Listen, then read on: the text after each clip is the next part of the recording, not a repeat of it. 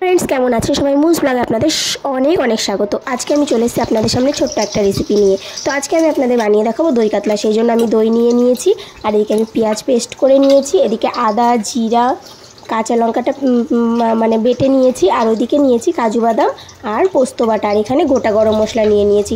আর আমি চামচ দিয়ে দইটাকে ভালোভাবে ফেটিয়ে নিয়েছি, আমি আর মিক্সিতে দিইনি। চামচ দিয়ে এভাবে যদি ভালো করে ঘুরিয়ে নেন তাহলেই দইটা মানে পুরো আর কি মিশে যাবে। আর এদিকে মাছ ভাজতেও দিয়ে দিয়েছি, মাছটা প্রায় লাল লাল হয়েও গেছে। আমি খুব একটা কড়া করে ভাজবো না, যেহেতু দই কাতলা করবো সেহেতু একটু সাদা বাটা করেই ভাজবো। আর এদিকে একটু কাঁচা লঙ্কাও নিয়ে নিয়েছি, লাস্টে নামানোর আগে কাঁচা লঙ্কাটা দিয়ে দেবো। তো ওই মাছ ভাজার তেলেই আমি তেজপাতা আর 3টে শুকনো লঙ্কা আর গোটা গরম মশলা দিয়ে দেব। তো আমি শুকনো লঙ্কা আর তেজপাতা দিয়ে দিয়েছি, গোটা গরম মশলাটাও দিয়ে দিলাম। এবার ভালো করে একটু নাড়াচাড়া করে নেব। তো বেশ ভালো করে আমি একটু নাড়াচাড়া করে নিই। এর মধ্যে আমি দিয়ে দিচ্ছি পেঁয়াজটা যে বেটে রেখেছিলাম সেটা। পেঁয়াজটা ভালো করে মানে ভাজতে হবে, ভাজা ভাজা করতে হবে। পেঁয়াজটা ভালোভাবে ভাজা ভাজা হয়ে গেলে এর মধ্যে দিয়ে দিতে হবে কাজু বাদাম আর পোস্ত বাটা। এবার একটুখানি বাটিতে জলটা যে বাটিতে ছিল সেটা একটুখানি জল দিয়ে খলিয়ে আমি এর মধ্যে দিয়ে দিলাম।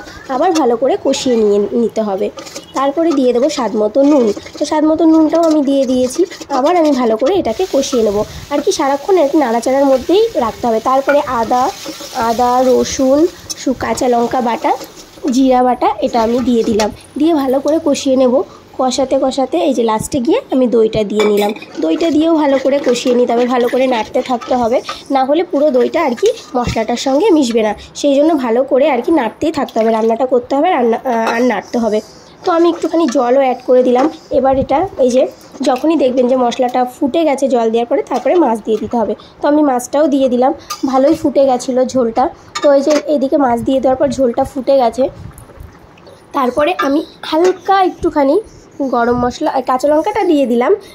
তারপরে আমি একটুখানি গরম মশলা ছিটিয়ে দেবো। নামানোর আগে খানিকক্ষণ আগে একটু গরম মশলা দেবো, আবার নামানোর সময় দেবো। ঝোলটা ভালোভাবে ফুটে গাঢ় হয়ে গেলেই নামিয়ে ফেলতে হবে। আর এদিকে আমার দই কাতলা রেডি হয়ে গেছে। এভাবে আপনারা বাড়িয়ে খাবেন, দেখবেন খুব ভালো লাগবে।